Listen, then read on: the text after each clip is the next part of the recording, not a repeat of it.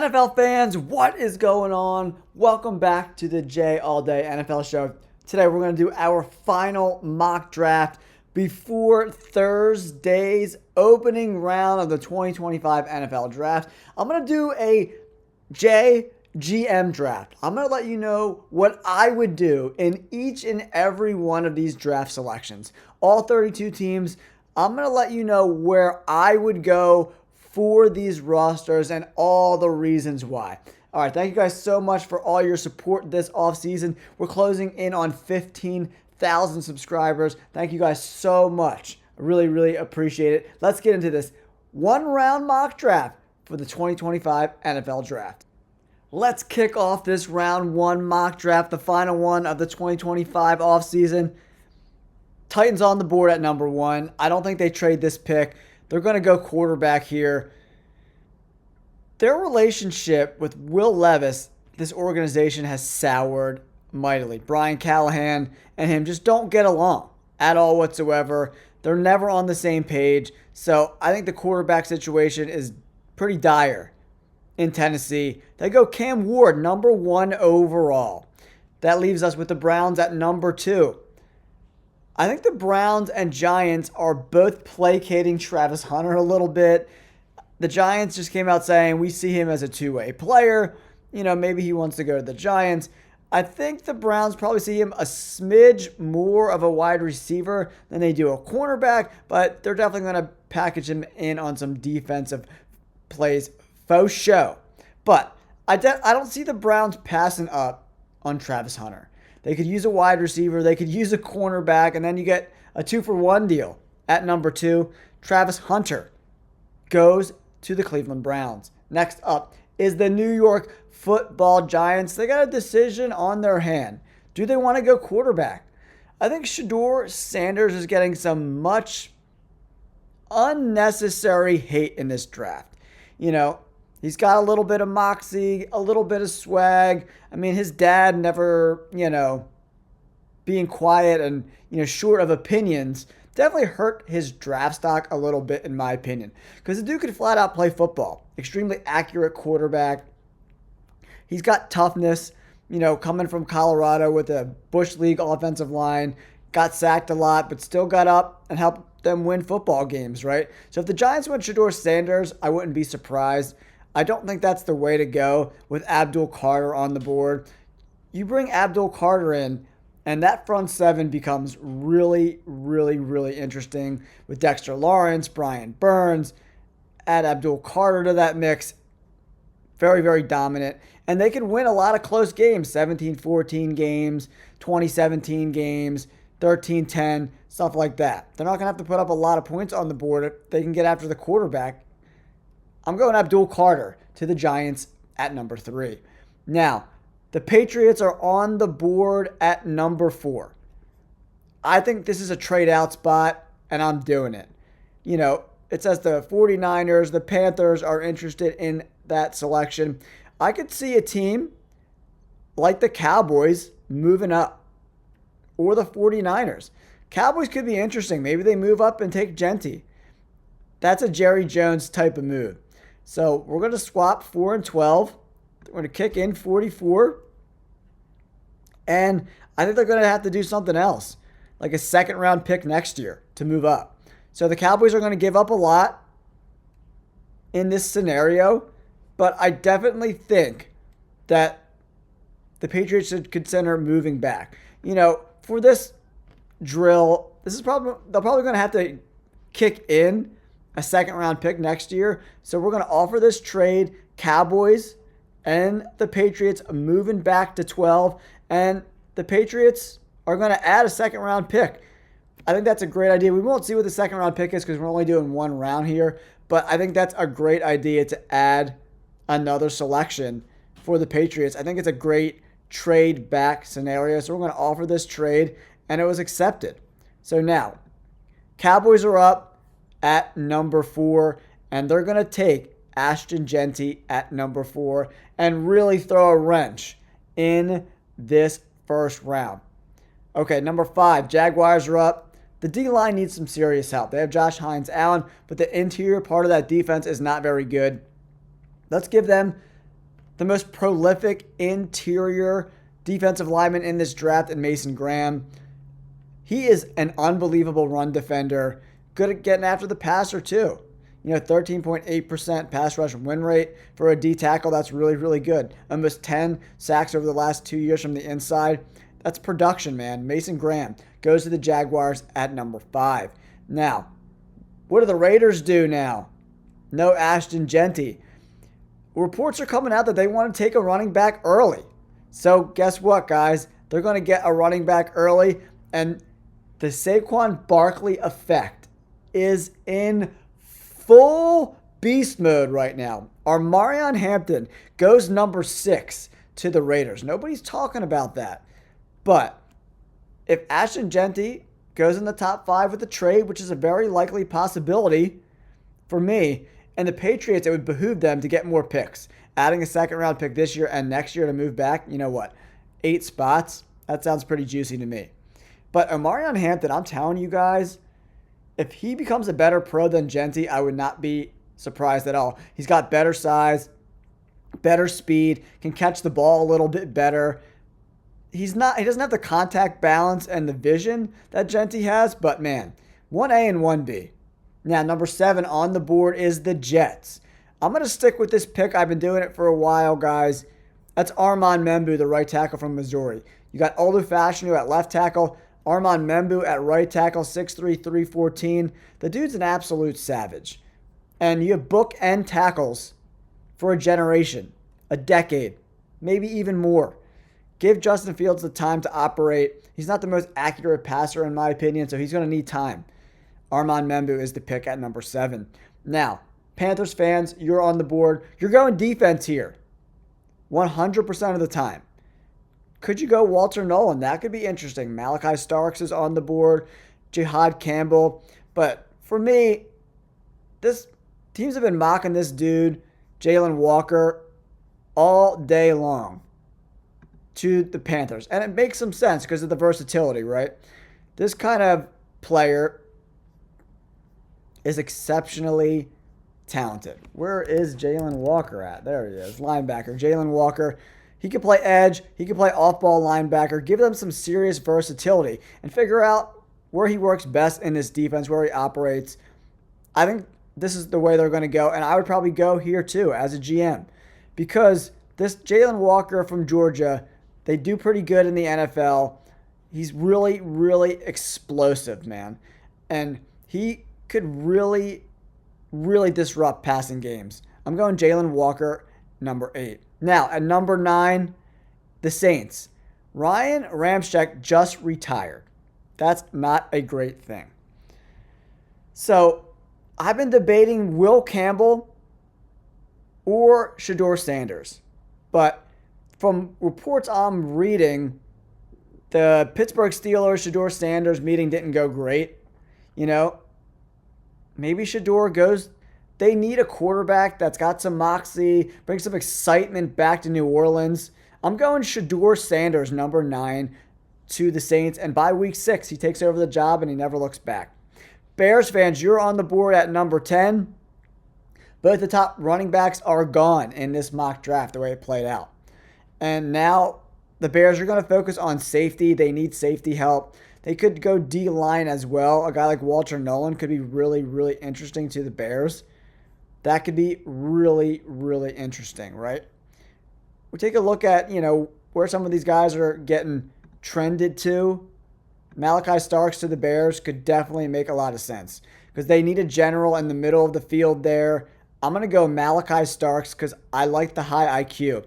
And he just makes everyone a little bit better when you bring him into that room on defense for the Bears. I'm going Malachi Starks, number 10. San Francisco 49ers, you're on the board here. We could go D-line. You could go offensive line. But for me, when you look at this 49ers roster, that D-line is in shambles.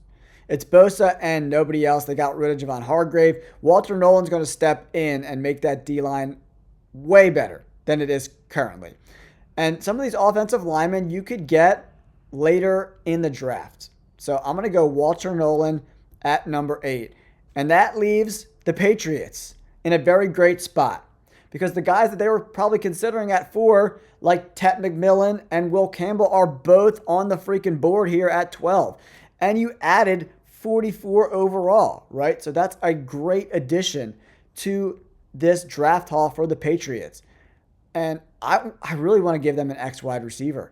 Ted McMillan goes to the Patriots at number 12. And you can stomach drafting Ted at 12 more than you can at 4, in my opinion. And you get that second round pick this year and next year. I love that. Now, Dolphins fans, you're on the board. It looks like Jalen Ramsey is going to get traded. They already had the worst safety room in football going into this draft.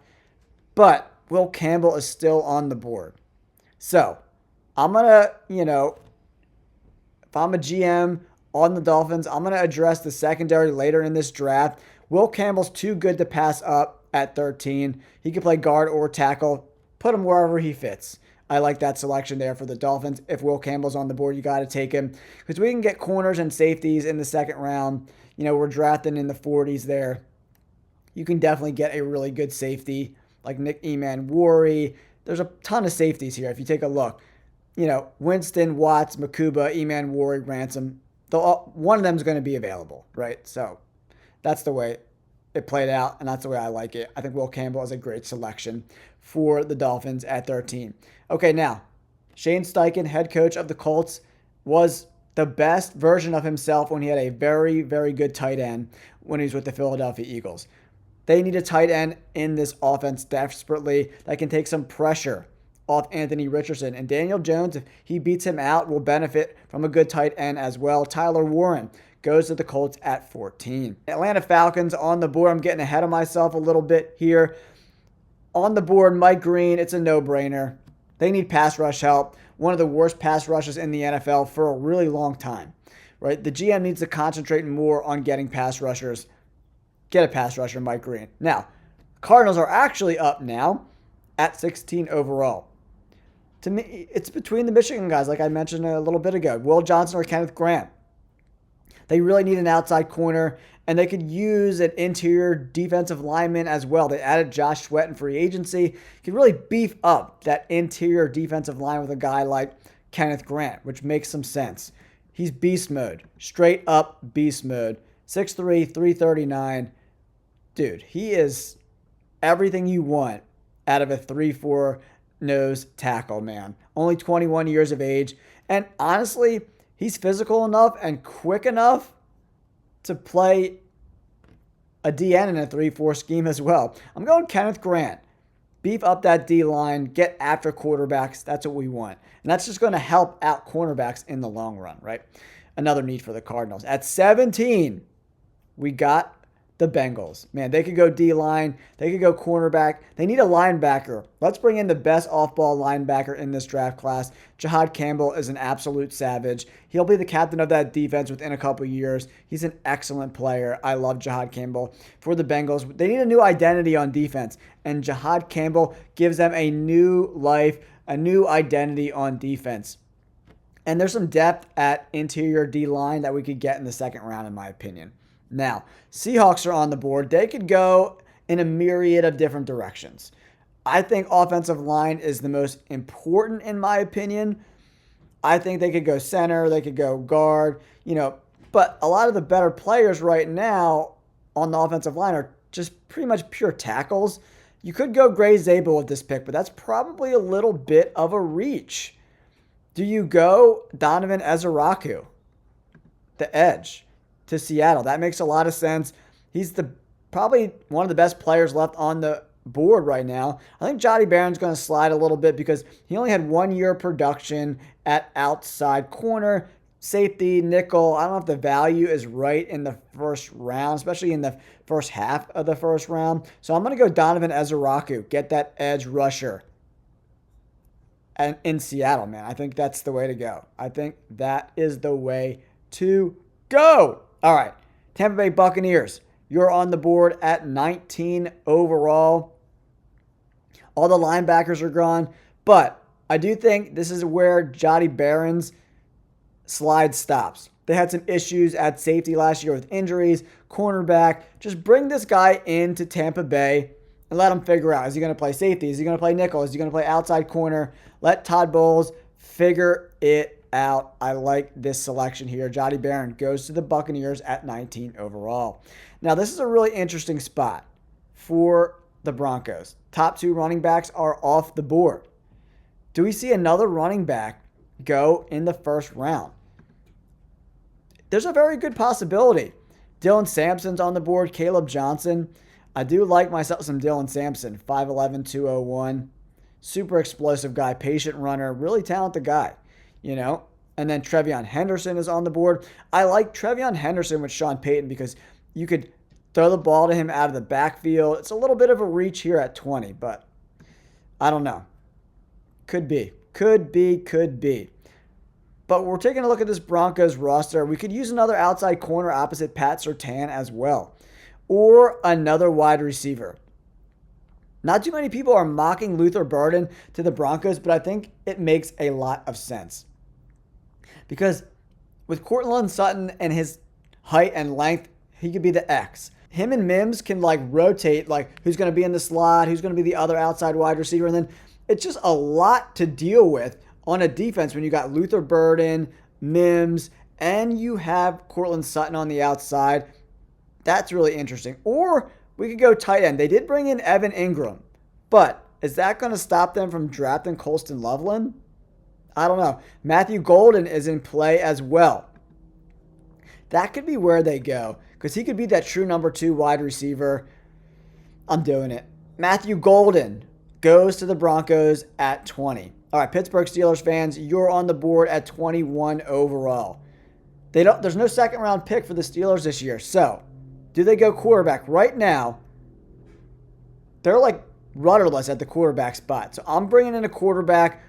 I'm going Jalen Milroe. Huge reach, but they need a quarterback, and he's been running up draft boards. People seem to really like Jalen Milroe. I'm going Milroe to the Pittsburgh Steelers. Aaron Rodgers is not going to be there, but Will Johnson is in play for them as well. Now, Chargers fans, you're on the board. I'm not going to take long with this pick. Colston Loveland, reunite Loveland with Coach Harbaugh from Michigan. Easy peasy pick. And this works out great for the Packers, guys. They're going to go cornerback Will Johnson. We're not even going to think twice about it. That's a great pick for the Packers, right? Jair Alexander, it's up in the air. The cornerbacks below him are just mediocre at best. Bring in probably the best outside corner in this draft class with Will Johnson. I love that selection here. Okay, now, Minnesota Vikings fans, you're on the board here at 24 overall. You can go a lot of different places for Minnesota. They definitely need some safety help. But the way the board plays out, and they're in a really tough spot here. I think trading out makes a lot of sense, but I think one of these safeties makes a ton of sense. I'm going to go Kevin Winston Jr. to the Vikings at 24 overall. Now, Houston, you're on the board. You're going to take the best tackle available. I know he's coming off of injuries, Josh Simmons is.